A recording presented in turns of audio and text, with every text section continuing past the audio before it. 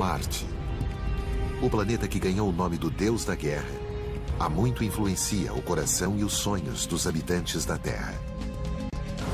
No futuro, veículos robóticos serão substituídos por missões tripuladas. Mas os primeiros exploradores humanos apenas abrirão o caminho para uma colônia permanente, uma metrópolis em Marte. Cientistas e engenheiros já estão projetando tudo de que precisaremos para sobreviver nessa futura colônia espacial. É o único modo de andar em outro planeta. Apesar de toda a tecnologia, viver em tempo integral em outro planeta será uma contínua batalha pela sobrevivência. O começo vai ser num ambiente que é letal para nós. Essas são as tecnologias, os perigos e as maravilhas de viver no espaço.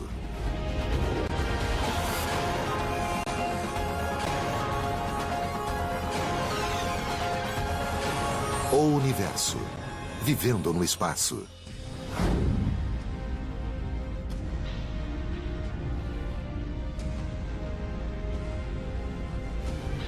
Na aurora do século 23, o homem já estabeleceu uma colônia completa em Marte. Não foi fácil. Em Marte, somos invasores, e o furioso planeta vermelho declarou guerra contra nós, usando sua natureza, sua causticante radiação, o ar rarefeito e as letais tempestades de areia para garantir que a vida aqui seja uma batalha constante. Então, para que se dar ao trabalho de viver no espaço? Por que esses bravos pioneiros não permaneceram juntos onde era seguro, no planeta Terra? Nossa espécie deveria habitar pelo menos 2 planetas. Resumindo, é muito perigoso colocar todos os ovos numa única cesta. Marte é o nosso vizinho mais próximo. E para o bem ou para o mal, ele é o planeta mais semelhante à Terra. E ele é o planeta que apresenta mais possibilidades.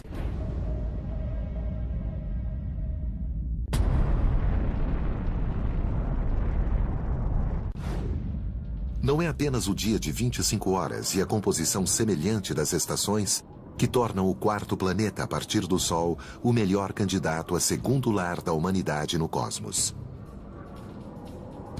Outro recurso tornou Marte o cenário ideal para nossa colônia no futuro. Uma das primeiras missões dos astronautas é conseguir energia. E uma forma de energia está bem debaixo dos pés deles, no permafrost. No solo de Marte existe água congelada. Podemos purificá-la e torná-la potável. Também podemos separar o oxigênio e o hidrogênio para criar combustível, para gerar células de combustível que vão energizar nossa colônia em Marte.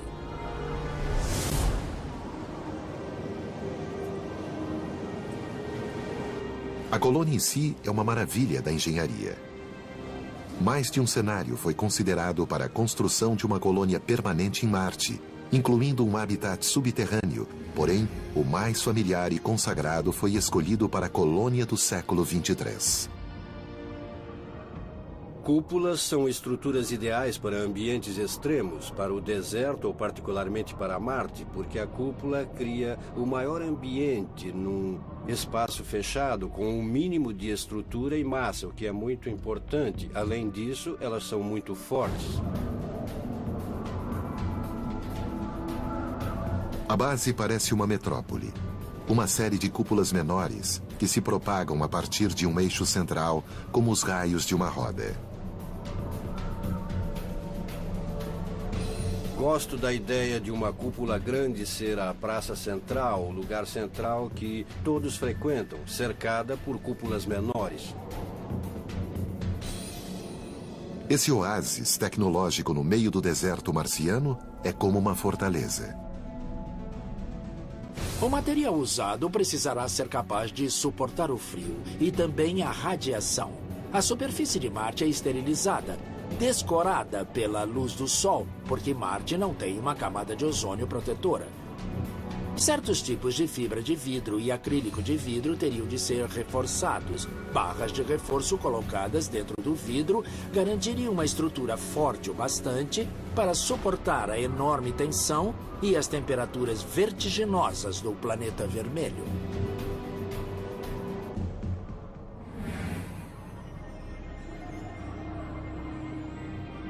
A temperatura e a pressão dentro da cúpula devem ser estritamente controladas.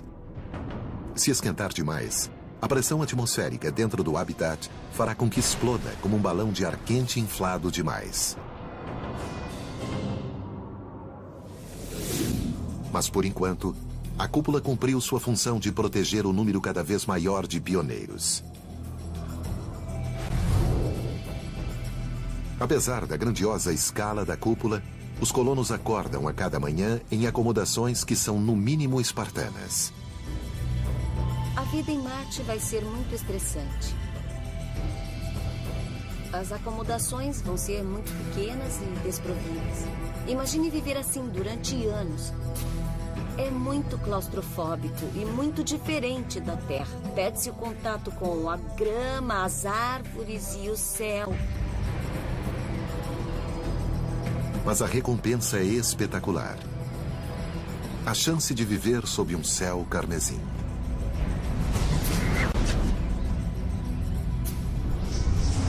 Marte situa-se a cerca de 1 unidade astronômica e meia do Sol. A Terra fica a 1 unidade. Então é meia unidade mais distante. Lá é mais escuro que aqui. E o céu de Marte não é tão azul, é vermelho. Por causa da poeira oxidada que paira e devido ao vento que sopra o tempo todo.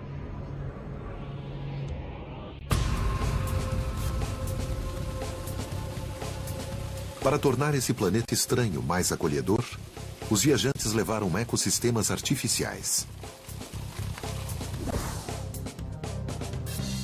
Mas as plantas não servem somente a esse propósito, pois cumprem a função vital de criar e sustentar um ambiente fechado para o habitat.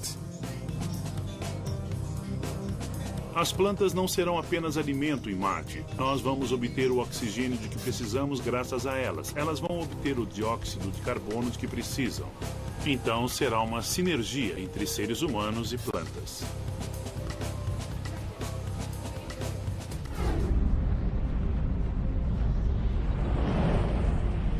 Essa relação simbiótica revela-se em cada aspecto da vida em Marte. Tal como num aquário, tudo é reciclado e nada é desperdiçado. Imagine que um aquário na Terra com peixes e algas seja isolado. Aconteceria uma reciclagem de alimentos com a conversão de resíduos em novos recursos, como dióxido de carbono e oxigênio e também nutrientes. Os peixes comem as algas e expelem resíduos sólidos. Estes se degradam devido às bactérias e se tornam nutrientes para que as algas se alimentem. Diferentemente do aquário, nós não poderemos importar estoques novos de água do mar, estoques novos de ar. Nossos descendentes espaciais precisarão dominar a arte dos ambientes autossuficientes, dos ciclos ecológicos de manutenção da vida para reciclar toda a água e todo o ar. E, se conseguirem, deverão ser tão felizes quanto peixes no aquário.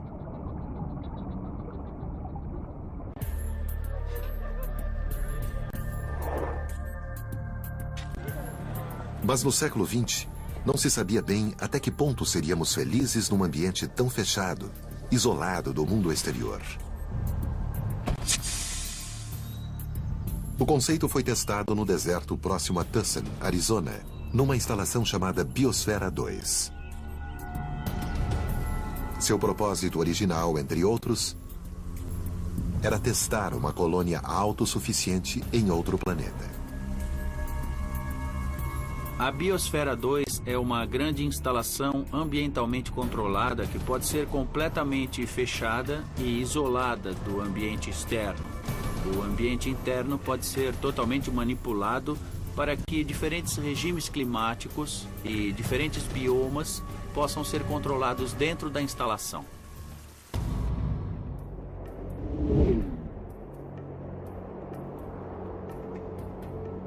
A Biosfera 2 é um conjunto de 5 diferentes ecossistemas, ou biomas, provenientes de diferentes regiões da Terra.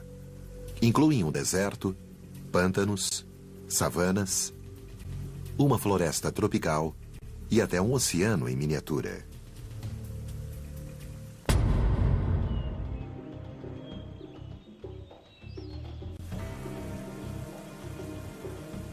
Esse ambicioso projeto foi isolado e testado pela primeira vez em 1991. Mas logo encontrou problemas sérios.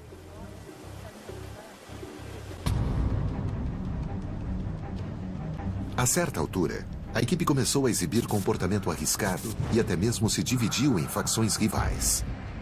A missão inteira ficou ameaçada, até que descobriram que a falta de oxigênio era o motivo do comportamento beligerante da equipe. Verificou-se que o motivo era um detalhe aparentemente insignificante. O cimento dentro da estrutura não tinha secado corretamente. Como resultado, a estrutura de cimento absorvia mais oxigênio do que as plantas eram capazes de repor.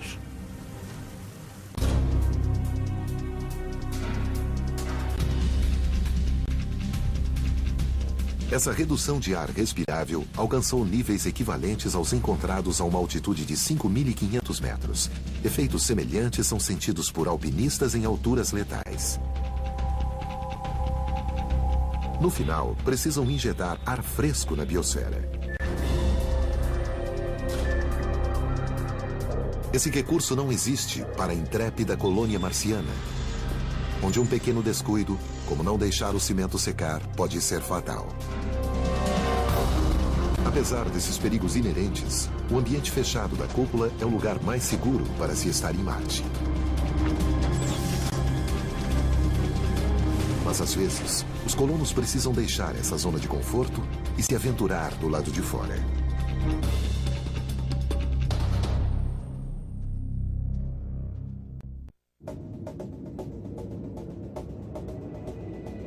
Quando o Sol nasce sobre Marte, alguns colonos saem da cúpula para realizar as missões de pesquisa e manutenção do dia. O percurso os levará através das planícies vazias e oxidadas do planeta vermelho. Para cumprir a missão eficazmente, os habitantes precisam de uma alternativa para não cruzar o terreno a pé. No caso de Marte, não sabemos muito sobre o planeta e se ficarmos num lugar só, vamos aprender muito sobre este local, mas não sobre todo o planeta. Então precisamos ser capazes de ter mobilidade e alcançar longas distâncias.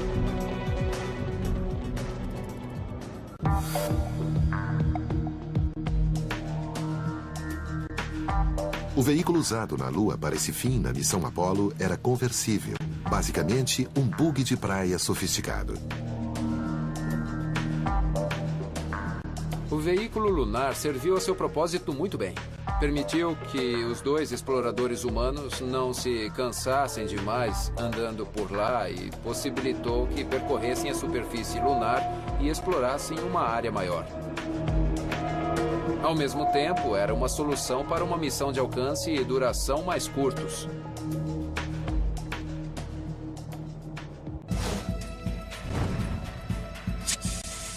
Mas a área a ser percorrida em Marte é muito maior. Este é o Chariot, o modelo mais avançado criado pelos engenheiros da NASA no século XXI. Além do revestimento dourado e do visual futurista, esse veículo espacial tem características que otimizam as viagens no espaço. As rodas são capazes de girar 360 graus e podemos dirigi-lo para os lados, para frente ou em qualquer direção.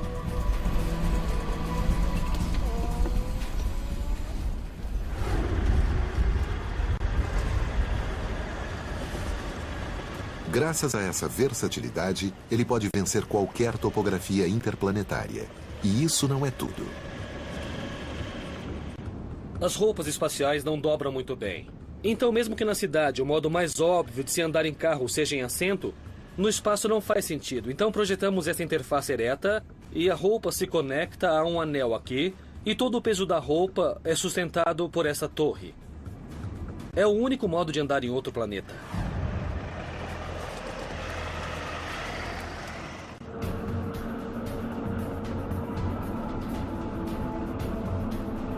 No entanto, Marte é um planeta grande e para chegar às suas regiões mais distantes, os cientistas precisam de roupas especiais. Preferem trabalhar com macacões, em vez de ficar horas dentro de uma roupa espacial pesada e incômoda. Isso só é possível se puderem manter um ambiente com pressão atmosférica semelhante à encontrada na Terra. É para isso que serve o veículo pequeno pressurizado. Eu diria que é uma combinação de roupa espacial e carro esporte. É um veículo espacial esporte muito fácil de manobrar.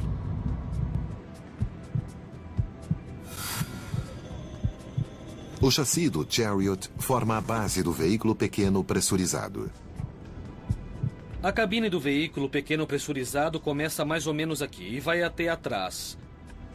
Mais ou menos até aqui. E a traseira do veículo fica parecida com a de uma caminhonete. E pode transportar cargas adicionais. Podemos aprimorar a máquina e transformá-la em vários tipos de equipamentos quando em campo. Na traseira do veículo, podemos conectar vários implementos, como lâminas de escavadeiras, algo prático como um guincho e outras ferramentas.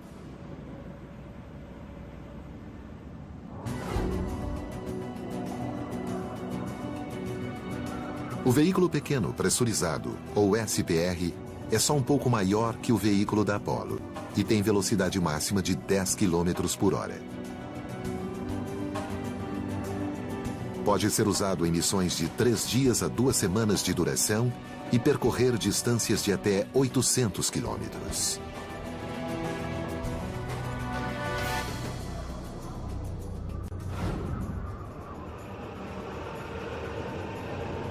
Alguns aperfeiçoamentos também o tornam o veículo preferido dos astronautas.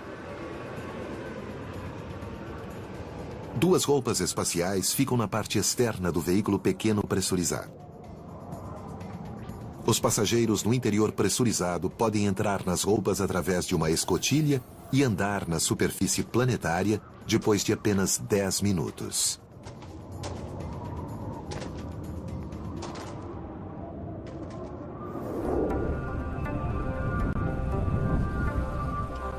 Cientista do Centro de Pesquisa Ames da NASA, o Dr. Pascal Lee estuda outro veículo, precursor de outro que está sendo desenvolvido para Marte.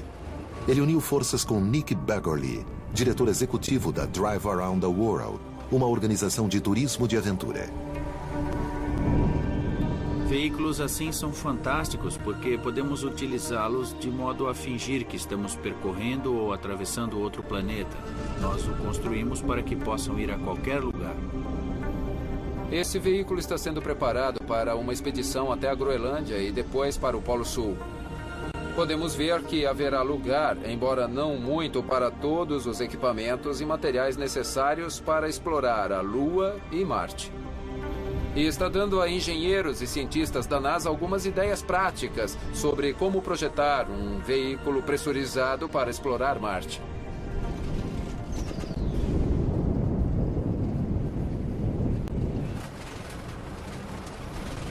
Esse robusto veículo tem um conjunto especial de rodas.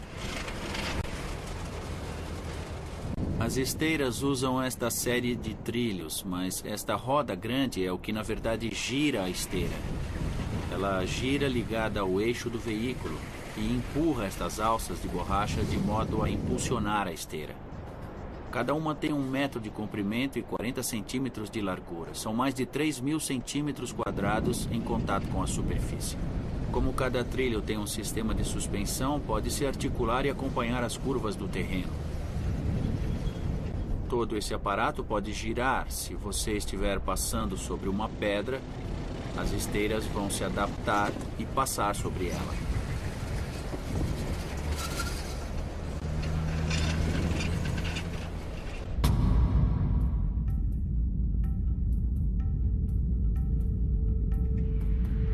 Marte é um planeta arenoso. Terra, poeira e sujeira entram em tudo. Principalmente num veículo com rodas e partes móveis, cujos mecanismos podem ser facilmente corroídos. O perigo é que um trilho se solte. Nós não queremos realizar concertos em campo.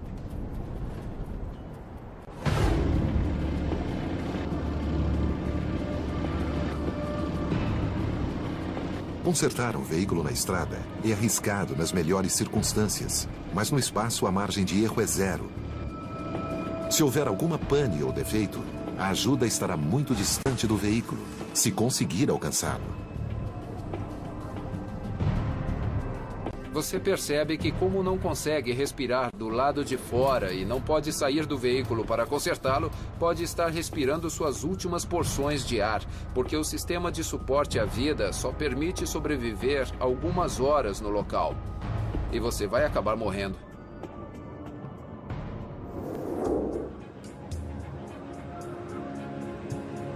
Felizmente, a NASA tem um plano de emergência. Uma das vantagens dos veículos pequenos pressurizados é que, como são relativamente pequenos e leves, podemos lançar dois. Então podemos utilizar um sistema com 2 veículos circulando juntos, com 2 astronautas em cada um. Eles percorrem longas distâncias e, se um deles quebrar, os 4 astronautas podem voltar juntos no outro veículo.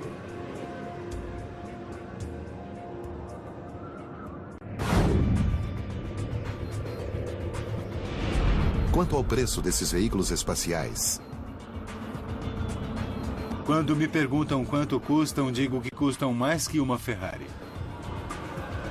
Além de percorrer a paisagem de Marte em alto estilo, os colonos também usarão uma inovadora roupa espacial extremamente parecida com a de um super-herói.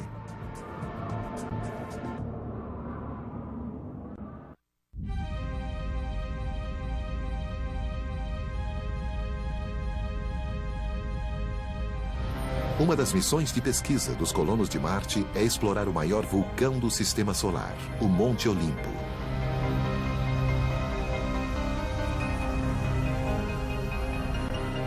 Mas mesmo durante tarefas de rotina, Marte pode emboscar e matar os invasores. Por isso, eles precisam constantemente de camadas de proteção. Quando não estão na segurança da cúpula, os colonos devem estar num veículo pressurizado ou aprisionados nas roupas espaciais.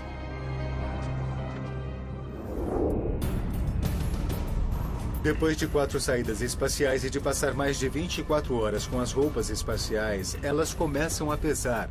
São duras como uma tábua e têm a pressão de uma bola de futebol americano, 3 quilos por metro quadrado. Então, sempre que dobram as mãos dentro das luvas, eles precisam agir contra essa pressão. E isso é muito fatigante e pode causar lesões nas unhas e outros traumas.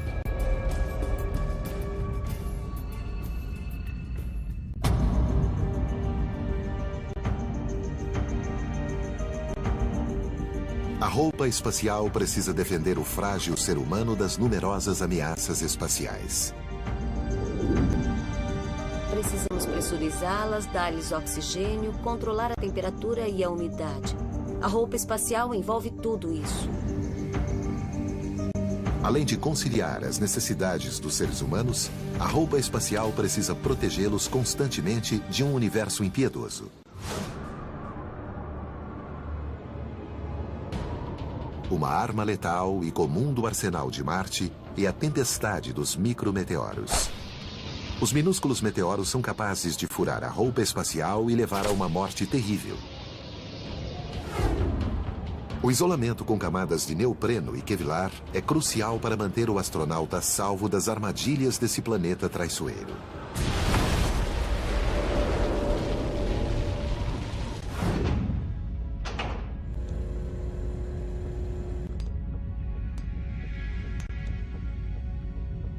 Por levar o sistema de suporte à vida, a roupa é volumosa e incômoda de usar.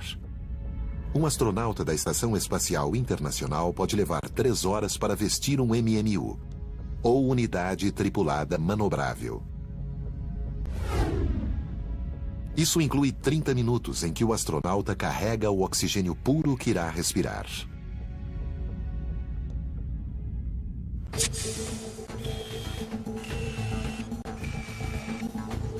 Mas no MIT, Os cientistas usam a robótica para criar uma roupa espacial mais funcional, saída diretamente das páginas de uma revista em quadrinhos. O futuro da roupa espacial envolve locomoção, mobilidade e destreza. Precisamos de um design diferente, totalmente revolucionário em relação às roupas atuais. O astronauta em Marte com um biotraje será como um superatleta. O motivo de ir a Marte é procurar evidências de vida no passado. Então, é preciso se abaixar para procurar fósseis e indícios de vida. Então, o princípio básico do biotraje é proporcionar aos astronautas o máximo de mobilidade, mantendo o mínimo de consumo de energia. Isso é só um sistema mecânico, mas imagine que este fio fosse feito de uma liga com memória de formas. Então, enquanto eu giro isto, o fio se move e ajusta a roupa no meu corpo. Estamos aplicando a pressão diretamente sobre a pele, por isso a roupa se chama segunda pele.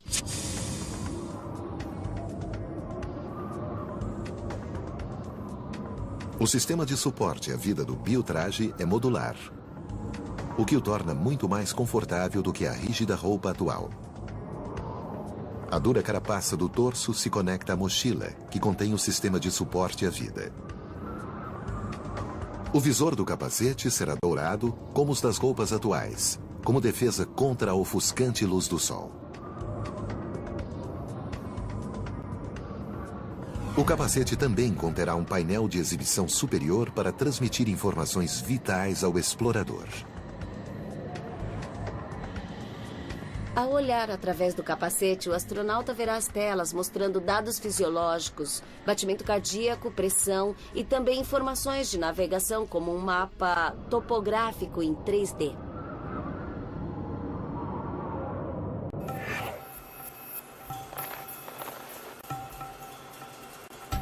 Geralmente, a única preocupação é que as roupas espaciais sejam seguras e funcionais. Mas os inventores do biotraje também querem que a roupa tenha qualidades estéticas. Esperamos que o biotraje fique realmente bonito. Não queríamos que ele parecesse a roupa do Homem-Aranha. O biotraje é apenas uma das tecnologias futuristas que podem um dia integrar a colônia em Marte. Mas não importa a roupa espacial que usarem, andar em Marte nunca será como um passeio no parque. Os colonos marcianos podem se vestir como super-heróis, mas não são tão poderosos. Às vezes, precisam de um parceiro robótico, o Robonauta. O Robonauta é um assistente robótico do astronauta. Nesse caso particular, ele tem um veículo para todos os tipos de terreno. É nossa interpretação do antigo mito grego de um cavalo com um torso humano em cima.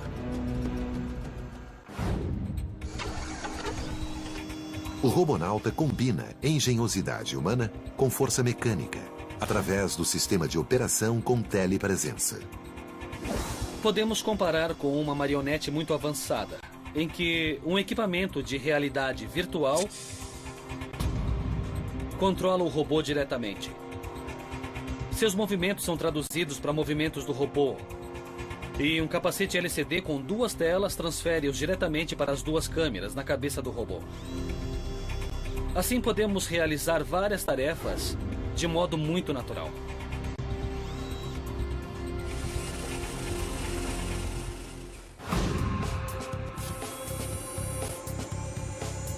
As câmeras são protegidas por um capacete inspirado nos centuriões romanos. O robô também pode operar autonomamente, empregando sua própria inteligência artificial para executar tarefas pré-programadas. Como abrirá caminho onde os seres humanos temem pisar, seu tamanho e forma são cruciais. O Robonauta foi criado para ajudar a realizar tarefas humanas. Portanto, a forma humana é um modo natural de atingir essa meta. Para trabalhar com as mesmas ferramentas, no mesmo ambiente, ter aproximadamente a mesma forma ajuda muito. Um exemplo é usar o Robonauta para assumir as tarefas mais rotineiras da colônia. As melhores tarefas para dar aos robôs são aquelas que podem ser perigosas demais para os seres humanos ou que eles realizam melhor que os humanos.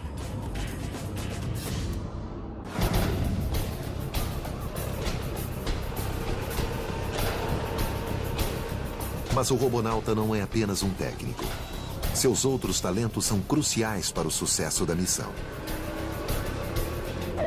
Uma tarefa muito importante dos robôs é sair e explorar o terreno, procurando perigos, mas também regiões interessantes a serem exploradas. Os robôs são instrumentos de reconhecimento muito práticos. Como veículo espacial, o robonauta usa uma bateria de lítio alimentada por luz solar. Mas se carregar a máquina é uma tarefa simples, sustentar os colonos humanos é muito mais complicado. A ameaça da fome sempre pairará sobre os pioneiros. E se um precário equilíbrio não for mantido, o fim pode não tardar a chegar.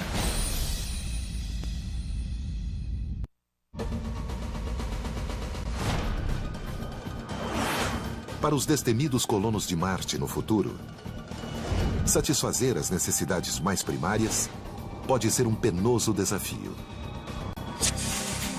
Como a mais básica de todas: se alimentar.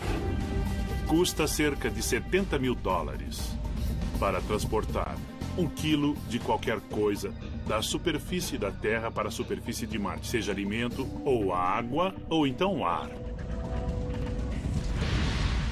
Devido ao custo proibitivo de importar várias toneladas de alimentos pré-embalados, todo pioneiro em Marte também será um agricultor. Mas para cultivar plantas em Marte, não basta lançar sementes no solo e regá-las.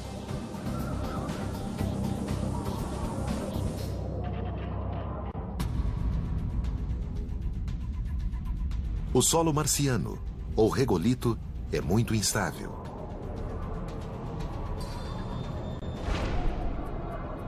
Até mesmo um vestígio de material tóxico pode significar a morte das plantações e a ruína da colônia. Eles não podem contar com o solo marciano para sustentar as plantas da Terra. Na Terra, há 2 modos diferentes de cultivar plantas. Podemos cultivá-las no campo ou então em estufas. As estufas são assim na Terra. Localizam-se na superfície do chão, usam a radiação solar natural e funcionam o ano todo, sem o perigo de meteoritos e radiação ionizante do espaço.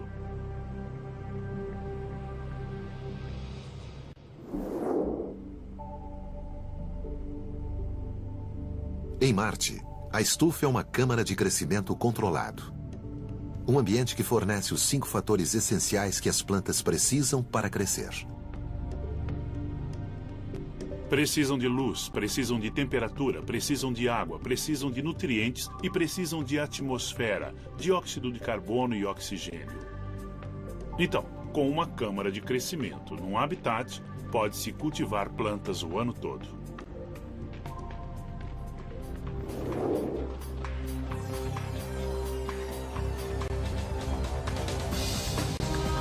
A maior parte delas são hidropônicas, um termo que significa cultivado na água. As plantas hidropônicas não crescem no solo, mas num caldo de nutrientes suspenso na água. Mas as plantas ainda precisam de luz e espaço para florescer, e espaço é o que mais falta. Pesquisadores contornaram essa exigência na área limitada de uma fazenda espacial usando diodos emissores de luz ou LEDs regulados com as cores do espectro para estimular o crescimento das plantas.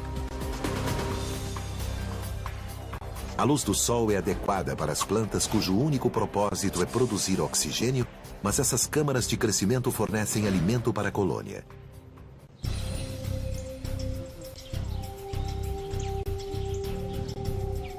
Outra preocupação dos colonos é que, na Terra, os insetos polinizam as plantas.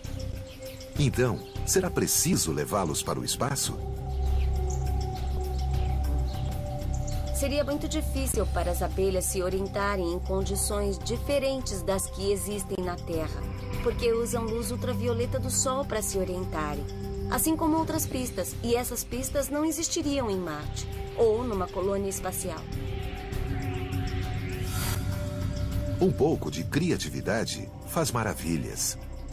Temos essas varetas que vibram e agem como abelhas artificiais, usando o movimento do ar para soprar o pólen de uma flor para outra. Além disso, nós achamos que os astronautas ou os colonos de outro planeta vão gostar bastante de cuidar das plantas.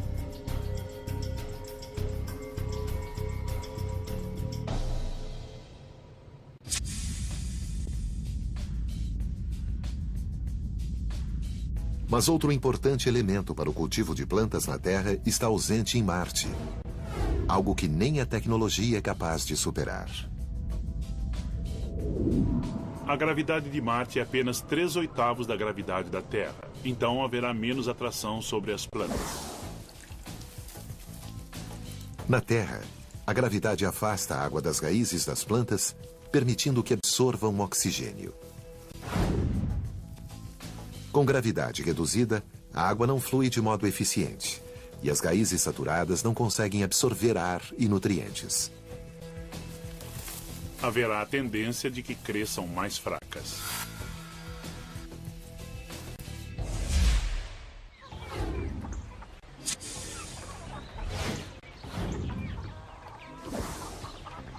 Mas que tipo de alimentos os colonos espaciais irão cultivar?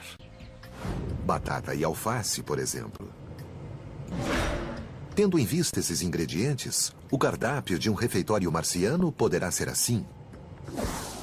No café da manhã, ovos mexidos e batatas refogadas. No almoço, um sanduíche com recheio de soja ou de cogumelo. E morangos de sobremesa. No jantar, massa com molho de tomate, salada e torta de batata doce de sobremesa.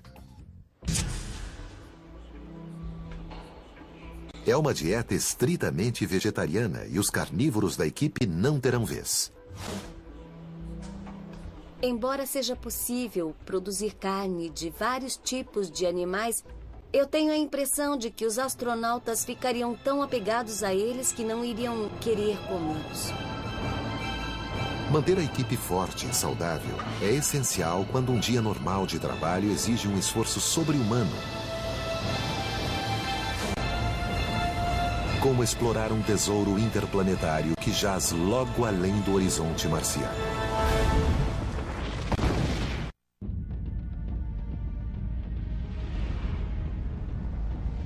O custo de montar uma expedição de longo prazo a Marte é astronômico.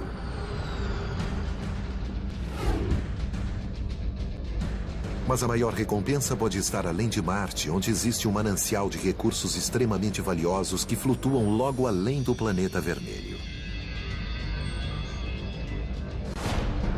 A maior fonte de meteoritos do planeta vem do cinturão dos asteroides e descobrimos que 85% deles são feitos principalmente de silicone, como a superfície da Terra. Mas cerca de 5% contém ferro. Podemos usar este ferro para produzir aço, a fim de criar estruturas, prédios, cidades e até mesmo uma civilização.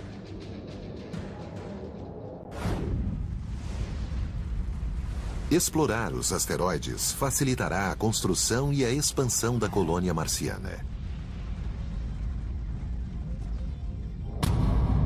A construção de novas instalações e espaçonaves e a manutenção e a atualização das antigas serão feitas com os minérios extraídos do cinturão, depois de refinados e processados.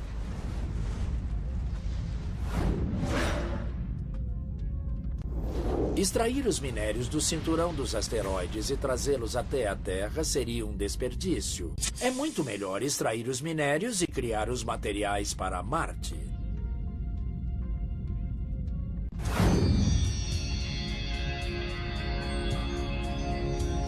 Mas há outro motivo para garimpar esses rochedos espaciais. Se derretêssemos um asteroide de 1 quilômetro, estima-se que nós conseguiríamos toda a produção de aço mundial por 1 ano, toda a produção mundial de ouro e prata por 10 anos, toda a produção mundial de elementos do grupo platina por 1000 anos. Então, é aí que estão as riquezas, se a motivação for essa. Um asteroide com um diâmetro superior a 800 metros teria massa de 2 bilhões de toneladas. Um peso equivalente a 20 mil porta-aviões da classe Nimitz. Um asteroide desse tamanho pode conter níquel, cobalto e platina, no valor de mais de 150 bilhões de dólares. E é um asteroide pequeno. Alguns se aproximam das dimensões de um planeta.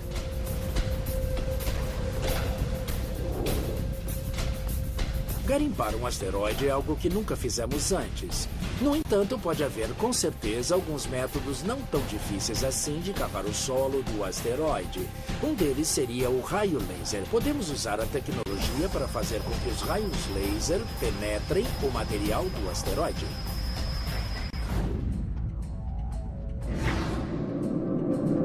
Mas escavar uma rocha monstruosa no vácuo do espaço está longe de ser fácil.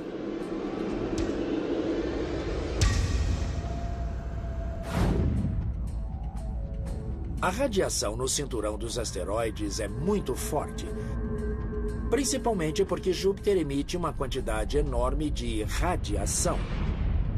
Isso significa que os mineiros da superfície do asteroide podem ter de viver no subterrâneo, dentro do próprio asteroide.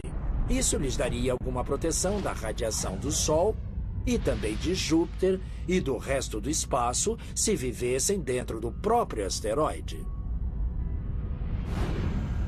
Talvez seja melhor deixar essa tarefa para homens de ferro. Como o cinturão dos asteroides é tão distante, talvez a 500 milhões de quilômetros de distância, talvez tenhamos de usar robôs. Os robôs serão relativamente baratos, não precisam de suporte à vida e não precisam voltar.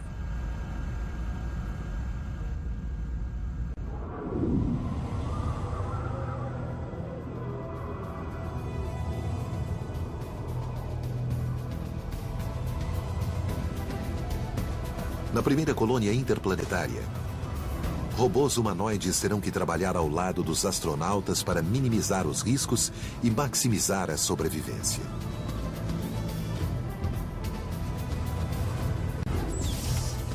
Em todos os aspectos, o cotidiano em Marte será a aventura radical máxima.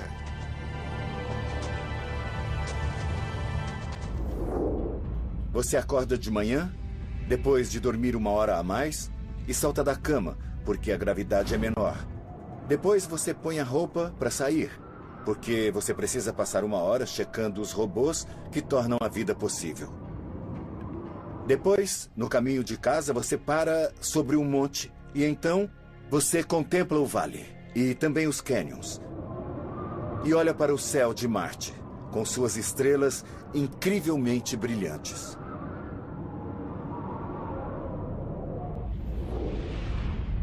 Explorar a superfície de Marte será uma aventura fantástica. Há paisagens de beleza inimaginável. Algumas completamente estranhas a nós. Há milhares e milhares de quilômetros de terreno a percorrer em todas as direções. Será um reino fantástico para os cientistas.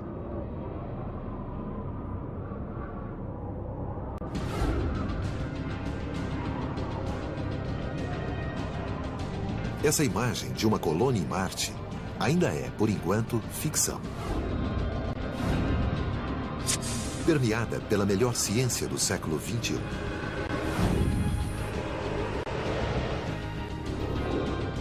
Mas provavelmente um dia, nas cidades futuristas de planetas distantes,